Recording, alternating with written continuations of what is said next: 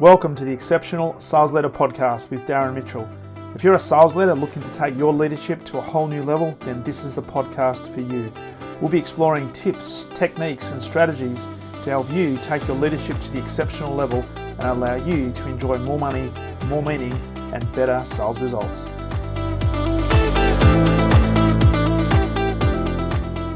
Welcome back to the Exceptional Sales Leader Podcast. And as I said to this guest just before we press record, now is the time for us to put our podcast voices on. add the Australian twang and the Arizona language inflection.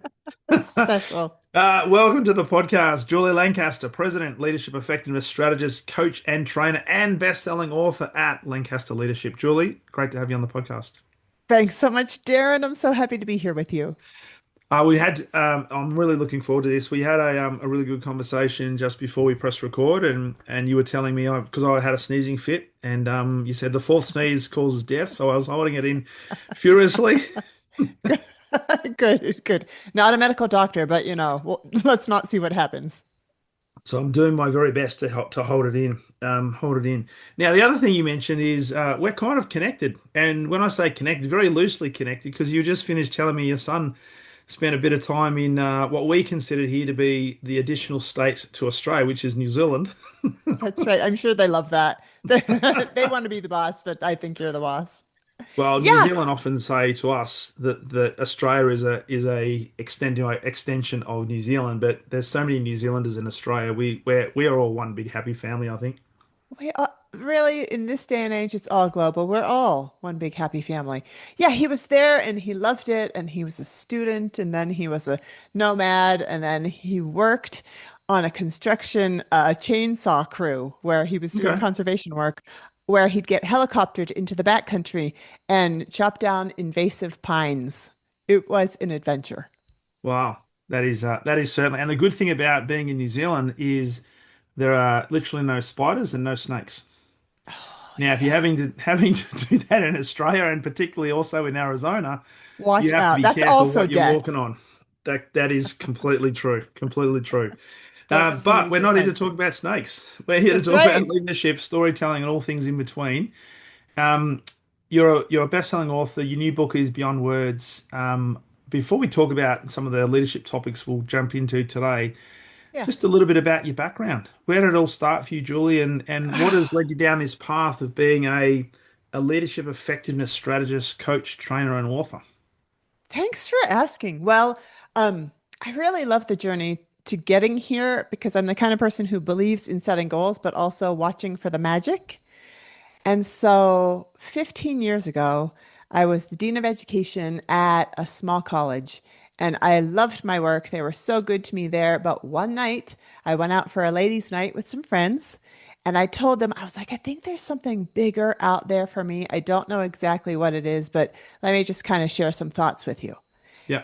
And within 1 month, I was quitting my job because Mary Ellen, who was at that ladies' night with me, she's like, I think I need to introduce you to Joanne. And Joanne was doing work in the coaching and leadership development space and was working with the federal government in the US and needed somebody else to do it as well. So I started there going to the Food and Drug Administration once a month and doing coaching and training on everything from delegation to interaction styles, generations in the workplace, emotional intelligence, all the stuff. And at the same time, got to build up my own business as I was subcontracting with her. So, really, Darren, year after year, I feel like I get to reinvent what I do, but it's all in the vein of helping people to connect and helping people to know how to influence authentically. So Mm, it's been a fun and exciting journey that is still evolving. I love that. Do you ever look back at that ladies' night and think, man, if I didn't go, I'd never Yes. be here today? Actually, it's a debilitating thought for my daughter, who is always thinking like that, kind of the butterfly effect concept, Yeah. like, if I do this or I don't do this. And she's 18. And so, like, every move, she's like, will this change my life forever? I'm like, don't worry about it. It'll all be fine, whatever happens. So it's an interesting background. So a dean of education and then moving Yeah. into coaching and obviously as a dean being in education, you would have had a lot of training around how to put words together, how to structure messages, how to communicate effectively. Did you actually Yes. learn and do a lot of stuff around it? Because you mentioned before different personality types, learning Yes. styles as well, different ways that people learn. So much. I even got certifications and I took classes about the adult learner, which is Mm, interesting because the adult learner and the kid learner really are not all that different, but we seem to be a little more respectful of adults, just like when I'm coaching somebody about how to have a difficult or courageous conversation with one of their direct reports. It's the exact same model as if you need to have a conversation with your boss, but mm. people want to get the one with their boss just a little bit more right. And so, yeah, we trained on there's, kinesthetic, auditory, verbal, visual. There's a whole bunch of other ones as well, but in the Mm. classroom, I love to be able to teach effectively and help people to light up and influence their path. So, lots of strategies learned there.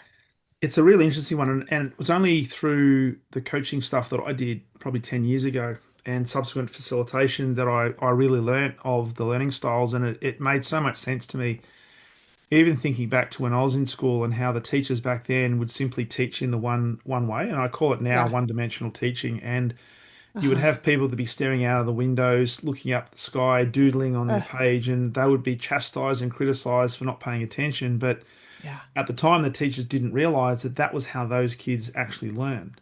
Yes. And you fast forward now, and when Yeah. it comes to leadership, not only do you have to understand the person, the human, but you've also got to understand the way that these people actually learn and process information and talk a language that they get, which means the responsibility that leaders have today is incredibly important, and the flexibility they have to demonstrate is huge as well.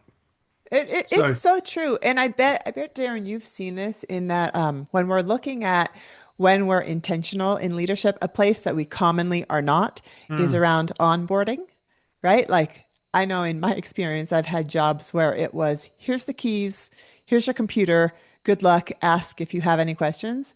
yeah, And what we're finding is that the more intentional we can be, the better. And there's a lot of places where if we just pay attention and like structure it a little bit better, we can do a much better job. totally, absolutely. And it's Mhm. just a bit of thought that goes into it and a bit of planning. Yeah. And thinking about the onboarding process in particular, and for sales leaders listening to this, it probably resonates with every single one of them because they may have gone through the same sort of experience where they get onboarded, they're given a page of the yellow pages, go and that's your account base, go and sell stuff. Yeah. They might have been given some product training and maybe some systems training, but that's about it. The role of the sales leader is so important to create that great experience that gives them a good feeling that they're in the right place, but also starts to Yes. build this intrinsic motivation. So, Yeah. I'd love you to talk about your experience in working with teams, and particularly, there's a couple of key things we're going to talk about, including storytelling, but also Yeah. Great. succession planning and onboarding. Just talk a little bit about, from your perspective, working with leaders, the importance of this intrinsic motivation and what role leaders play in creating that. Oh, I love the topic of motivation because here's the like big secret that sometimes we're not talking about is that the only kind of motivation there is self-motivation. Mm, Just like you said, intrinsic, right? Sometimes we can see that as self-motivation, but there's intrinsic, there's extrinsic, but it all comes down to I am the only one who can motivate myself. Speaking of that, my son, who, right, is now 21, when he was in high school, I desperately wanted to motivate him to be excited about school. He was not having it. So we can do all of that, like lead a horse to water, but we can't make them drink, but we can make them thirsty. And so that's the thing is that we have to start asking questions. If I'm going to a really like human example with my son, instead of me going to like, this is how you need to study, this is where you need to study, this is how you need to do it. If I really truly wanted to influence and connect, I had to ask questions that were scary for mm, me, like, are you interested in graduating from high school? yeah, Let's start there. And I desperately want it to be one answer, right? But and yeah. the second is what's your hardest subject, and would you like support and help from Mm. me?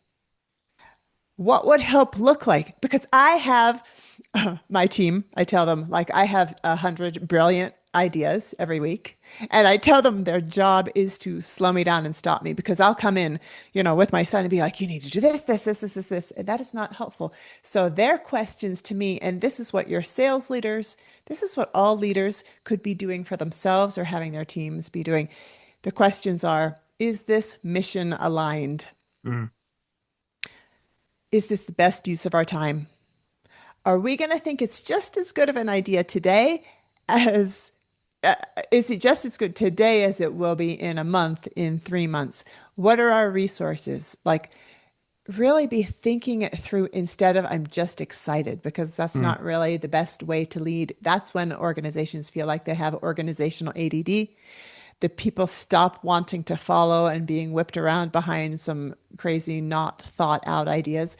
So if we can be strategic, actually, even getting back to that idea of onboarding, one of the questions that we could ask that we rarely ask is, as I'm about to train you, I'm about to teach you how to do this job, and you're excited and you want to be successful. If I was to stop and ask, hey, how do you learn best? Mm. We could then be like, oh, you're a visual learner. You want to see everything written out. Or um, you would like to be able to be in the driver's seat the whole time. Or let's do this through 10-minute teaching sessions. Or how about I don't tell you anything and you just ask me questions and I follow your lead. There's so many different ways that we can do it. Yeah. And it's interesting that a lot of leaders don't necessarily go through that process. They treat everybody exactly the same way because they have the right Yeah. of intention. They want to give everybody a consistent experience, but they don't realize that people come in with different ideas, different values, different beliefs, different backgrounds, different experiences and perspectives. And they don't have that flexibility, almost like the chameleon effect, to recognize that and Yeah. provide the best experience possible. So asking those questions is paramount. Um, Yeah, that's right. what do And what people, if they're exhausted or overwhelmed, I feel like that's when they're the one trick pony like that. But mm, that is old school leadership. These days, it's leadership agility. How do I adapt to this situation and to this person so that we get the best results and that we connect? well, just on all that and talking about motivation, because obviously a lot of people listening to this are in sales teams, running sales teams, and the quintessential I guess stereotype for a sales team is let's put some incentives out there to motivate Mm. the team to inspire. From your Mm. experience and all the companies you've been working with and continue to do, why do you think they continue to go down the path of the external or the extrinsic motivation Mm. and not as much focus on the intrinsic motivation? That's a really good question. It's simple in its habit, and people say that people are motivated by money. Mm, But when you look at the research, that only goes so far. There's even studies, don't quote me on this, but I know I've read just in my personal life, like if we pay kids for grades, it decreases their intrinsic or internal mm, motivation. And so it's a short-term gain for yep. long-term pain. I think, quite frankly, it's because it involves skill and strategy and listening and time. Mm, My favorite when I'm trying to motivate somebody is asking devil's advocacy questions. So, for example, if I was to ask you, how much do you enjoy your job? And you're like, mm, I love it. To ask like, why? It's hard. You work long hours. Sometimes you have to do things that you don't love. Sometimes you have to become an expert in a thing you previously had no idea about. Why would you love it? So yep. pushing them to get in touch with their why, right? There's a lot of research. Simon Sinek leads the charge Mm, about lead with why. But yep. when we can get people to get in touch with their own why, oftentimes they haven't thought it through themselves. So to give them the time and space to think about it is really helpful because I might think, well, the reason I have a job is because I need to pay the bills and people work, right? But if we scratch the surface and like, yeah, but what is it about this job and what do you love? And giving them the space to also say what they hate and Yeah. why they hate it for them to be free to communicate, I think starts to help us really narrow on why they love a particular job. If they're clear on that, retention is incredible. Succession planning can be incredible if we're developing a leadership pipeline and we're trying to fill the bench from within and we're helping our folks to gain skills. And learning and fulfillment within the Yeah. job, I think the sky's the limit. It's a great point you make, and I often ask leaders individually and collectively why they chose to be in that leadership position and why they specifically chose this company. And it's Mhm. really interesting when they ask that question that how many of them turn around and said, you know what, I've never really thought about it. I kind of fell into it, or it was the next logical thing. But when you really analyze those sort of questions, and you mention it, it's the succession planning element as Yeah. well. If you understand why people have chosen to be in your organization, because let's be really honest, Yeah. they chose to be there. They didn't Yep. get grabbed. It wasn't some Yep. communist regime that says you're going to work here for the next 20, 30, 40 years and just shut up and be Hopefully. good. Well, Right? maybe there are some companies like that. Yes. But to know that, it places a lot of information in the hands of the leader that when Yeah. it comes to doing things like incentive programs, onboarding programs, professional development, succession planning, they have a really Yeah. good idea as to why the people in their team have chosen to be there. And some of Yeah. them won't want to have leadership aspirations, and that's perfectly okay. But what are they happy with? And how can I now deal with them and lead them in a way that they like to be dealt with? Such as you ask the question, how do you like to learn? Right? Yes. Same question you can ask in a slightly different way is how do you like to be led? And if you know that, Yes. then it's really important that you lead in that way because that will increase the level of engagement, empowerment, and hopefully retention of your staff. Yes. So it's a really Yeah. important thing. I agree. And I really think a question that all leaders can be asking their teams is really similar to what you just said, Darren, which is why did you say yes initially? And why do you say yes today? Yes. Like, why do you keep saying yes? And that has people stop and think because in my experience, I hear a lot of people complaining about their job a lot of the time. And so my job as a coach, and I've worked with 75,000 people, so I feel really lucky to have this cross section of seeing people, is saying like, my job is to be a pusher with heart. So like, if you're complaining more than you're delighted, first of Yep. all, you're having a negative influence. Just know that. Mm. And secondly, why don't you change? And I get it, change is hard, but your job is to be happy and satisfied and be of service. But you got this one life. Like, come on, let's make it good. And to the point about the incentives, I've worked with a lot of leaders, but I know my family best. And just to out them, publicly like this, no, no, I'm sure it's fine. I'm sure it's fine. My They're going to love husband, this, Julie, when they listen to this particular they podcast are. This is episode. their favorite. They know the Come on, part of my Mum. life. They know this is part of the thing.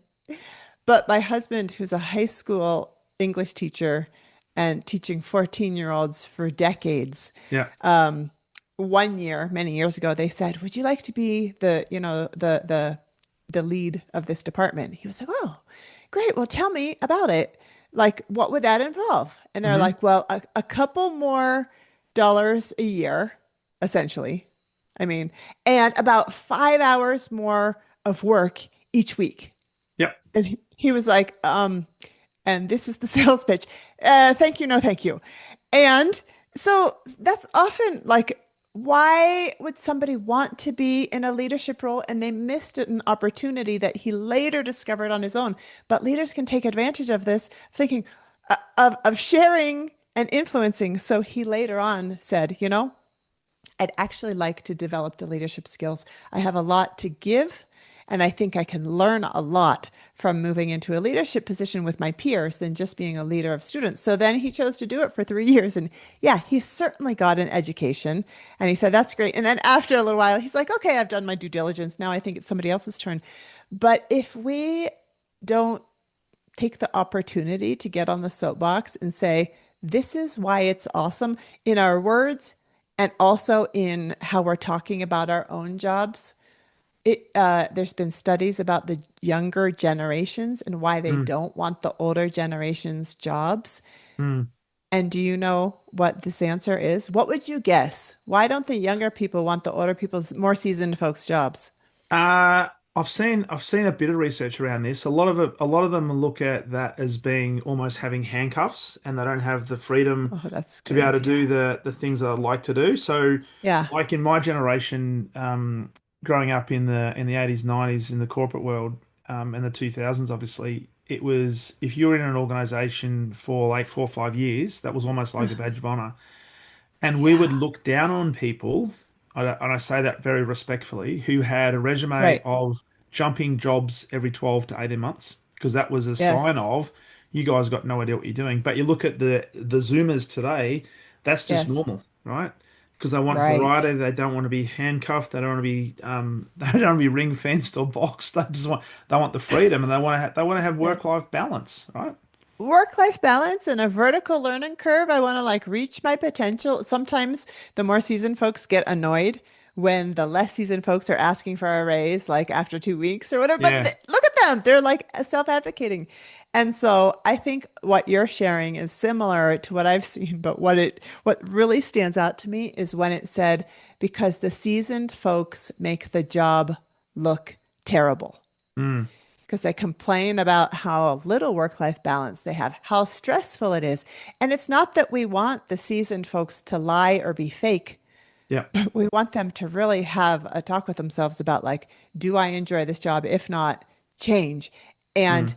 can I can I set boundaries? Can I prioritize? Can I have this bring me joy? And then I'll spread that instead of spreading that it's miserable. Well, you think about it, like certainly since COVID, times have changed and people's work structures have changed in companies now, and I think senior executives are more open to more of a hybrid environment where people can work. I Yeah. remember back in the 2009, 2010 sort of era. I Hmm. worked in a large telecommunications company here in Australia, and I had these aspirations of being a senior director within this company, and I Hmm. had my one-up manager as the role model there Hmm. Hmm. until I had a conversation with him and I said, I'm taking my family on a 2 week vacation. I need a break. And I'm like, I'm going to leave my mobile phone and my laptop at home. Hmm. And he turned around to me and said, So, Darren, what are you saying to me is you're abandoning the business. And that was the Yeah. day that I thought, okay, I don't want to be a director. I don't want to be an executive director because you're now Yeah. married to the company. And when the company says Yes. jump, you say how high, no matter what's Right. going on. So I wanted to get some more control back. So this fixation with leadership and the example you said is really, really important. The younger people are looking for, I want variety in my career. I want to Hmm. have choice in my career, and I don't want to have the expectation placed upon me that I've got to be working 24 by 7. It's just not Yes. feasible for me. That's right. And I love having the conversation without judgment about the younger generation because it's really common for the older generation to judge the younger Mm, generation since the beginning of time, right? yeah, It's common where it's why aren't they as committed? Why aren't they as hardworking? And when we look at what the research says, especially Jack Altman's work, I love, he says there are three things that the modern employee wants, and it's purpose, growth, and community. yeah, And when we as leaders can think, what are we doing to make that happen? It's a different way of thinking of leading. Instead of me sitting here and being like, okay, my to-do list is things, 45 things deep. How can I get them all done? How many of them are about helping to develop community, helping to grow my people, and communicating yeah. purpose? That's it. That's it. And funny you should say that.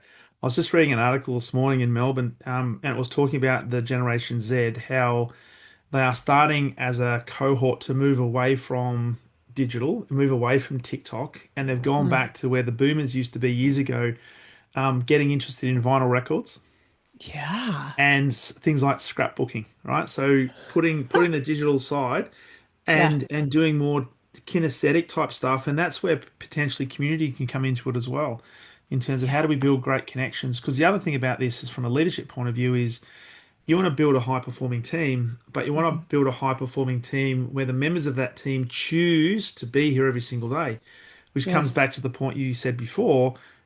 What keeps you coming back? So why do you start here, but why do you keep coming back? And it's a choice you make every single day.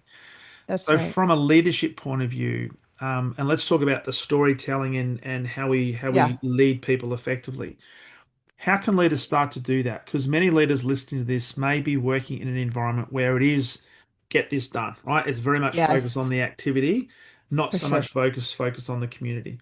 How Yes. can leaders start to, I guess, make the pivot or start to think about making the pivot to building a better, engaging team?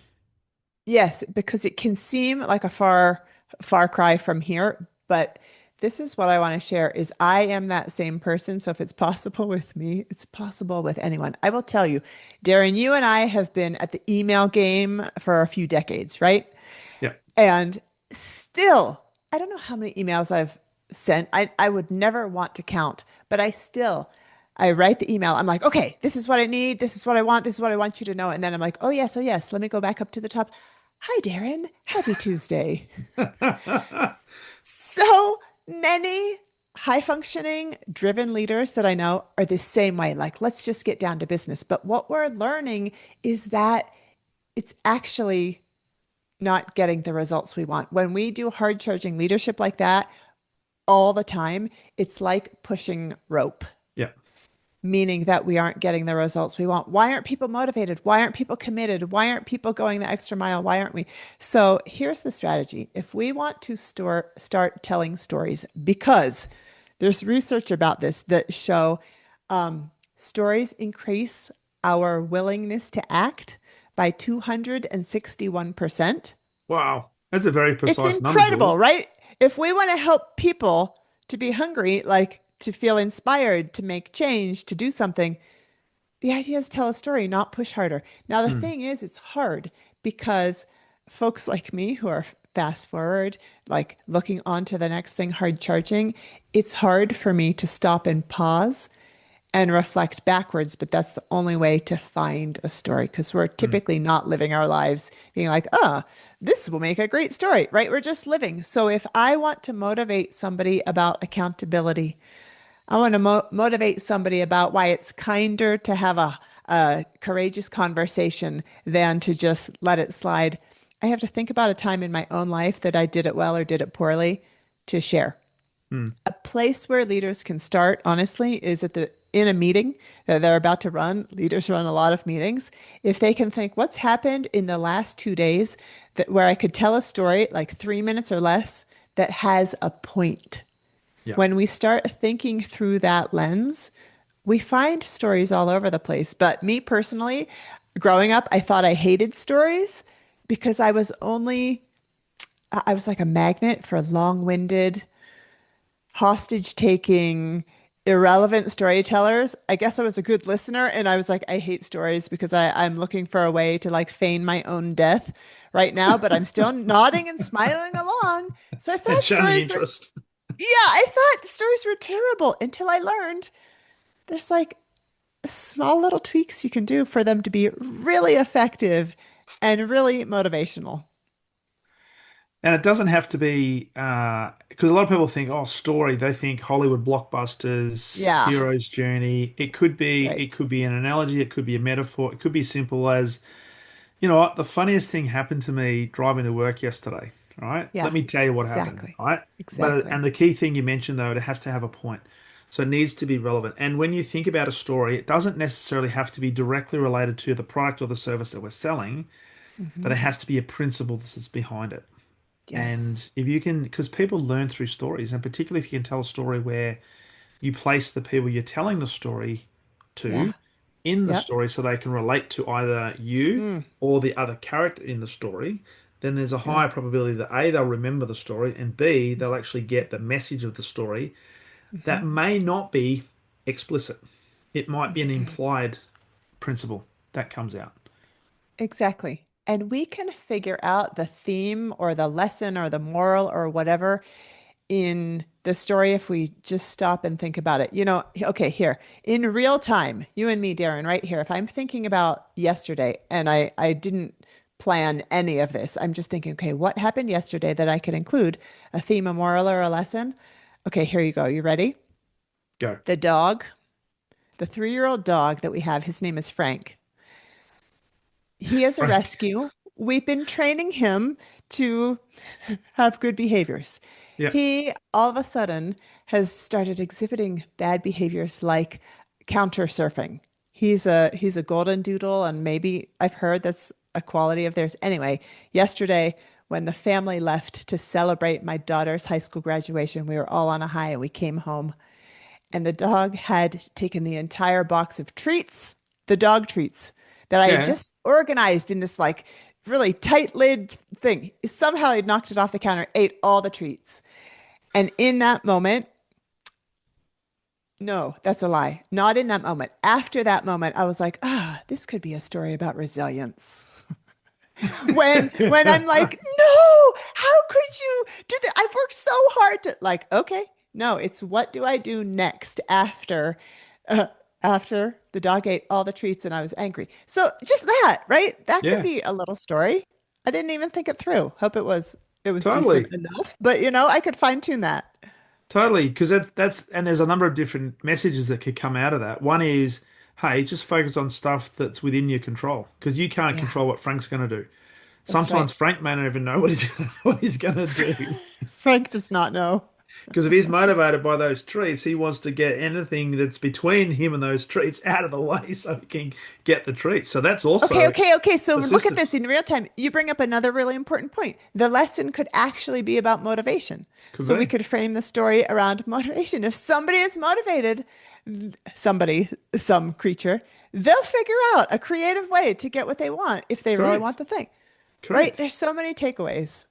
So when you Frank. think about it, every single day there's stuff that Yeah. we have that happen to us or we observe that you could Yeah. put into a story to share Exactly. with a group, share with an individual to relay a message, develop a principle, help them understand a certain key element, belief, value, whatever the case might be. Um, why do you think though that leaders spend, especially SaaS leaders, spend their meetings saying, right, here's the percentages. Here's our CRM. Uh, Here's our compliance numbers. You've got to make more calls. You've got to close more deals. exactly. Well, two reasons. One's kinder than the other. One, it's habit. It's how they were taught. It's what is, they've been trained to do. The second is not as kind. It's being lazy. And I mean, maybe I could be a little more gracious. It's not understanding or knowing the strong power of story. Because if my lazy preparation for a meeting is like, what am I talking about? What are the numbers? Okay, fine. I'll figure out how I'm going to say it in the moment. Yeah, Better not lazy preparation looks like, okay, I'm going to want to motivate them to 10x our revenue compared to last year. That's going to be hard. So, can I find a story where they had challenge that was also big? They didn't think they could do it, like a couple years ago maybe, and they mm, overcame and they did it. And then it's a story about like this is going to be hard, but I've seen you do hard things before. yeah. And then they look at it differently.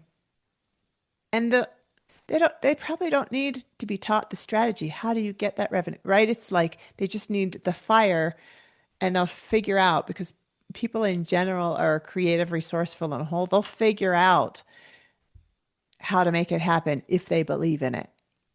It's a really, and this comes back. You mentioned Simon Sinek earlier in the podcast, and Yeah. mentioning the fact starting with why. So during my sales career, I've forgotten the number of times people say that if you know why you're doing stuff, Hmm. then you'll always figure out the how. So the how is Oh, always yeah. there.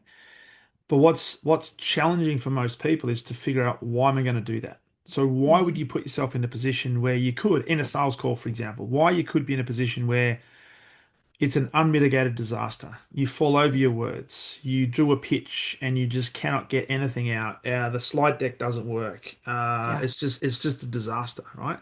Yep. In those sort of and that makes for fantastic stories because people love a story potentially of redemption where it was the Yes. disaster. It could have killed me, metaphorically, of course, but I used it as rocket fuel to do it Yeah. again, right? And Yeah. that's a story of Right. redemption. It's the hero's journey. That's right. It's And the hero's people journey. want to hear our stories of failure. That's Yeah. actually more motivating than look at how awesome and how much success I've had. Yeah. I have so many of those stories. that sometimes I'm like, huh, is there a limit to how many of those I should tell? Will they start thinking I'm incompetent? But no, time and time again, there's this feeling of I am not alone. When I tell them the story of when I messed up, they're like, "Ah, I'm not alone. I don't have to get it perfect out of the gate." I talk Yeah. about the first meeting that I ever ran, or the one time when I got to be the master of ceremonies at the graduation. There's 1,000 people out in the audience. And someone behind me on the stage, as I'm giving the motivational speech. I'm 5 seconds in. I'm about to Yeah. change these graduates' lives, or so I think. And she does like, psst, which means I'm supposed to turn around and look at her. And I thought, your timing is terrible. I'm trying to like change the future of these people. And I look back at her and she says, "You may all be seated." And I look out at the audience and everyone's just politely standing and they're exhausted. They're not hearing a word I'm saying because they're all like, when's she going to let us sit down? And I had 1,000 bits of evidence standing in front of me, but I was paying attention to the wrong thing. So Yeah. if I'm working with somebody who's not prioritizing the right thing, I can start with that story and be like, I haven't either. But now let's figure out how you can prioritize the right thing. Yeah. Right? It's Totally. helpful to hear about how we're not perfect. Well, and it's so right because even when you look at online, and there's a lot of fake stuff online. We all know that. True. But the ones that resonate the most are the ones that talk about, hey, I came, and it doesn't have to be the classic zero to hero story. It could be I Mhm. had these challenges, but this is what I learned from it. And this is how Yes. it's helped me become a better version of myself. This is how it's helped my family, my colleagues, my team, etc. And be open and authentic to owning that and sharing that Yeah. and saying it's not to be um, uh, pushed away and acknowledge it. Say it happened, right? Because nobody got to quote unquote success by waking up Hmm. one day and having everything they touched turn to gold. They had to Yeah. go through a journey, and that's why John Maxwell always talks about success is never a straight line. It's a really squiggly line, Mm-hmm. and you're going to have to go through challenges, potentially heartbreak, overcome, be resilient, overcome a lot of Yes. stuff. So you need to do That's need right. to do that. That's right. Today, I was working with a group. It's a nonprofit group that supports one of our national parks. And so they're super mission driven, right? They're passionate about this park. They're working together, but they're a remote team. They work all over the country. And so we're doing a group coaching series of 6 sessions. Today was the first session, which was intentional leadership and goal setting. Yeah. And one of the questions I ask them, and I tell them this is a high trust, low filter environment where it's not about self judging or, of course, judging others, but it's about curiosity. So Hmm. I asked them a lot of questions, and one was on a scale of 1 to 100, how intentional do you feel these days? Hmm. And I might even encourage your listeners to all think of that, write it down. And 100 is the most intentional. Zero is I don't pay attention to anything I'm doing, I'm not intentional at all. And then I asked them to all put it into the chat all at the same second to do a big reveal. And there was a scale. 40 was the lowest and 100 was the highest. I asked the person with 100, I said, I've never seen 100 before. I almost want to call your bluff. I don't know if I believe you. I think you might be afraid of being invulnerable. Like, what are you talking about? And she said, with conviction, she said, the reason I say 100 is because I have learned from amazing leaders about how to do it right. And I have learned from terrible leaders about how to do it wrong. And every time I learn from the people who are doing it wrong. I figure out how I want to show up and I keep that top of mind every day. And I was like, okay, I believe you. Done. But that's it, right? It's taking the opportunity to learn. It is. It is. And there are so many role models around us that great examples, but also some not great examples, but you can still learn from both. But That's it's right. important to us for us to form our own approach and what we stand for as leaders and so on and so forth. Yeah. I want to talk about the book Beyond Great. Words. And is the rest model within the book, or is that something Yes. that's separate? So okay. So Yep. we've been talking about storytelling and the importance of creating great environments and so forth, and you just talked a little bit about intention there. Can you talk a little bit about the book and what was the catalyst for that? But also let's talk Yeah. about the rest model because that it sounds like it's a practical framework for people to be able to utilize to help with their influence. Yeah, perfect. I'll address both of those. So let's talk about the rest model first, because if anyone's like, yeah, but how do I tell a story? I want to focus on that first. I do not think anyone needs to go out and read a long, I don't know, hours taking book about how to craft a story, because if I needed to do that, I just wouldn't do Mm, it, and it wouldn't be done. I think it's this REST model, REST, which stands for relate, engage, short, and theme. I'll talk through each of those. But it's just knowing this and being able to tell a 3 to 5 minute story. Sure, there are books out there if you want to geek out that are like, here's what the hook should sound like, here's what the beginning, middle, and end should sound like. But unless you're really going to dive in, don't go there, because I want everyone who's listening to be able to tell a story tomorrow with mm. some semblance of confidence. So relate is, this seems so simple, but this was my life until I thought stories were interesting.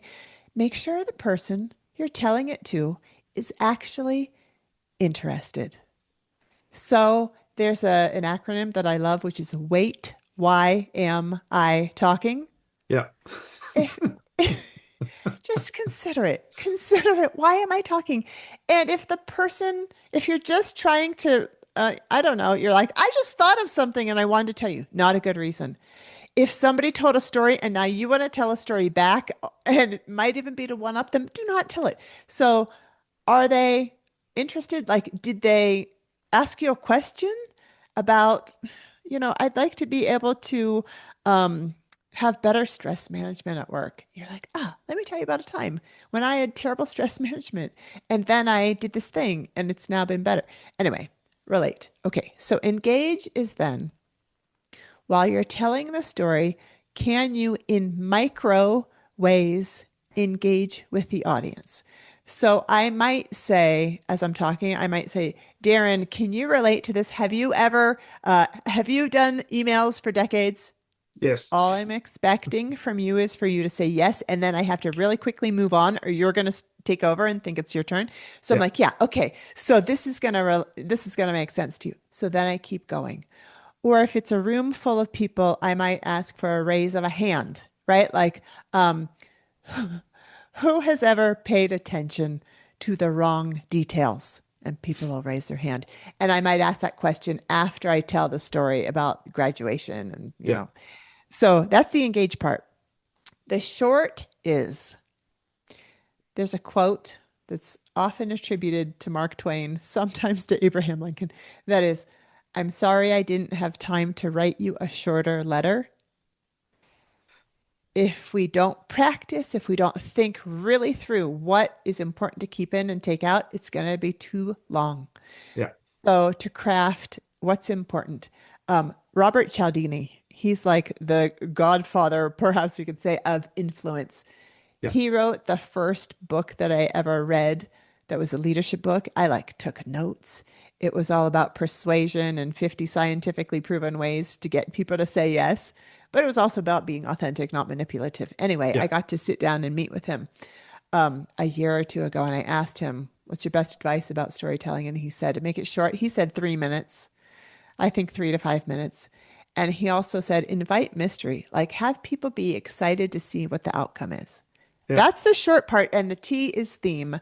And you and I have already talked a bunch about the theme. Like is the theme resilience? Is the theme paying attention to details? Is the theme, whatever. Like Yeah. it has to have a point. What do you Yeah. think about that, Darren? When you're thinking about how you tell stories, is that something that you use, or are one of those, the R, E, S, or T, something you could do a little more? I think it's a just looking at it, it's a really simple model. The thing that definitely do is I do the quick check-in.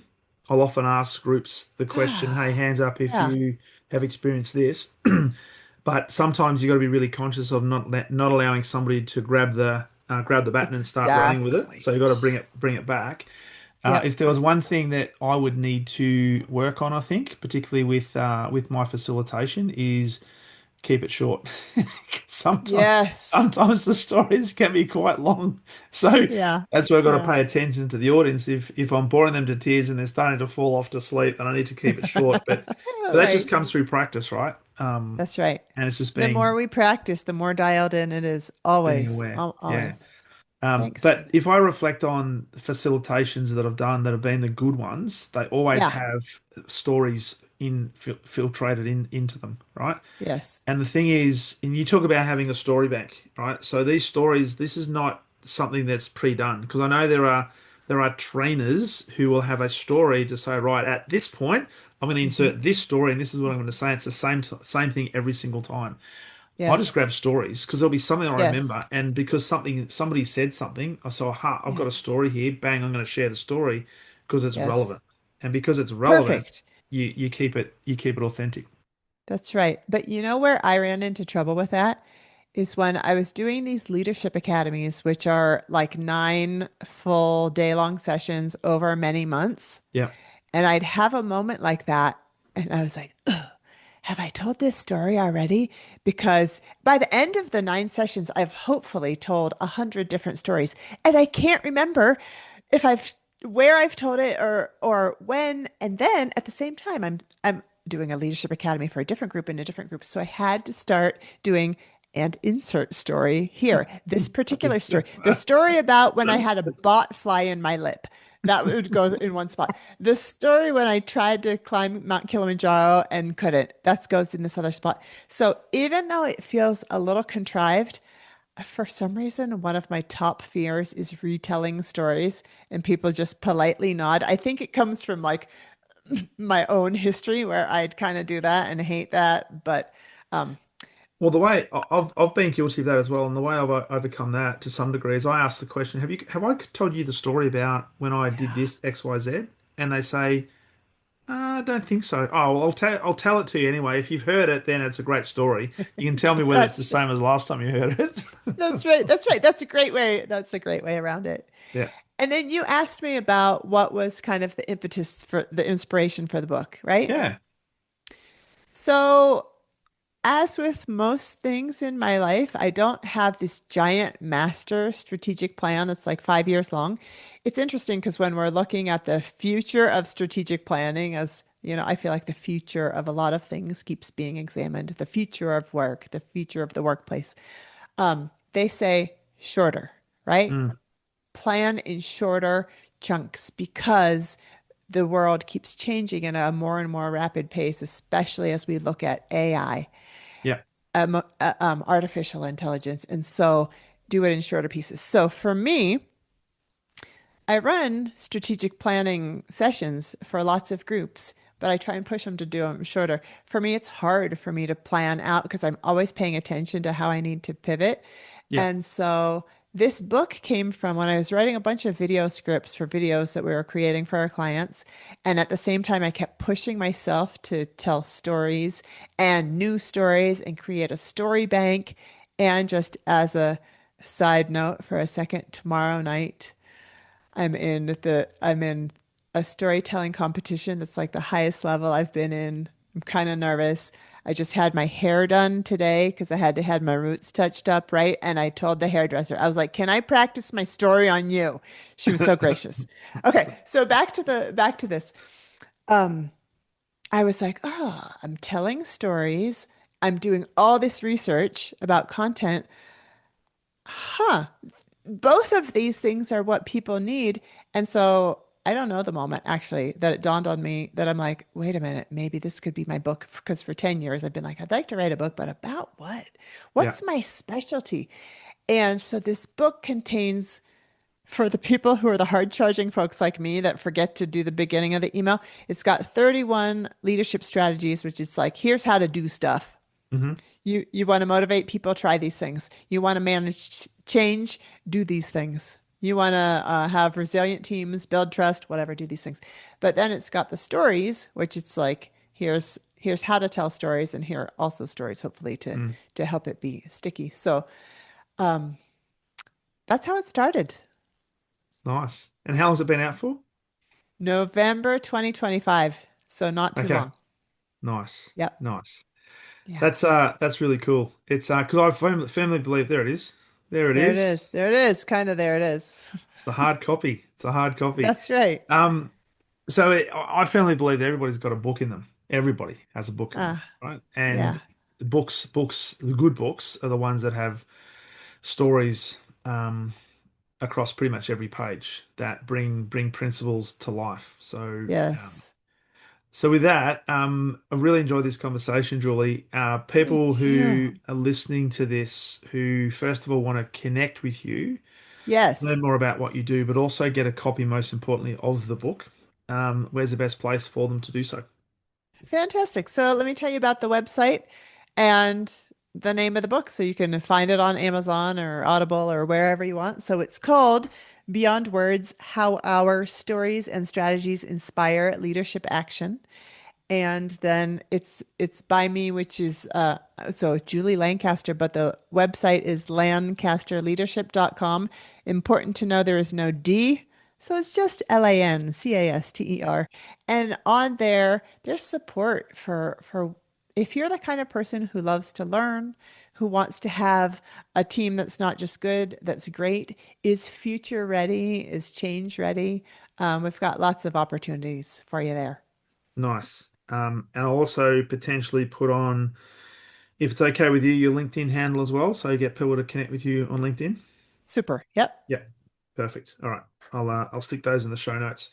Hey, it's been a phenomenal conversation. Thank you so much. If there was one parting piece of guidance, advice, leadership wisdom from the storytelling guru beyond words, media megastar, that is Julie Lancaster. No, What funny. would, what would you like to leave us with? I would like to leave you with homework. That's everybody's What favorite homework? thing, isn't it? No, no. This is homework should you choose to take it on. And it is try today to tell a story. Maybe it's 30 seconds, but think about what happened yesterday or what happened today. And instead of it being a telling, can it be a storytelling? The Hmm. only difference is that it follows the rest model. Yeah. Instead of how was your day, honey? And you're like, well, I did this and then I did this and I did this.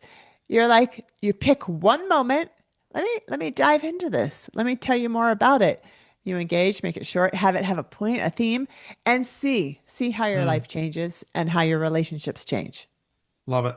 Love it. And it's not as hard as maybe people think it might be. Because the thing That's is, right. we're always telling stories, but we don't necessarily think about it as stories. What you've given us today is a structure to be able to frame a story to then be able to articulate that story. So Good. um, go do it. Go do it. Great advice. Go do it. That's it.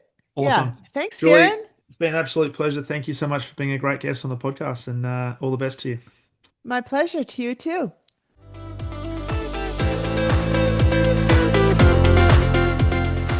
Thank you for listening to the Exceptional Sales Leader podcast. I trust the information in this episode has been helpful in your journey towards becoming exceptional. And remember, please take the time to rate the show, subscribe to the show so other people can find it. But also, if I can help you, jump on my calendar, go to leadwithdarren.com and let's have a conversation about how I can help you along your journey to being exceptional.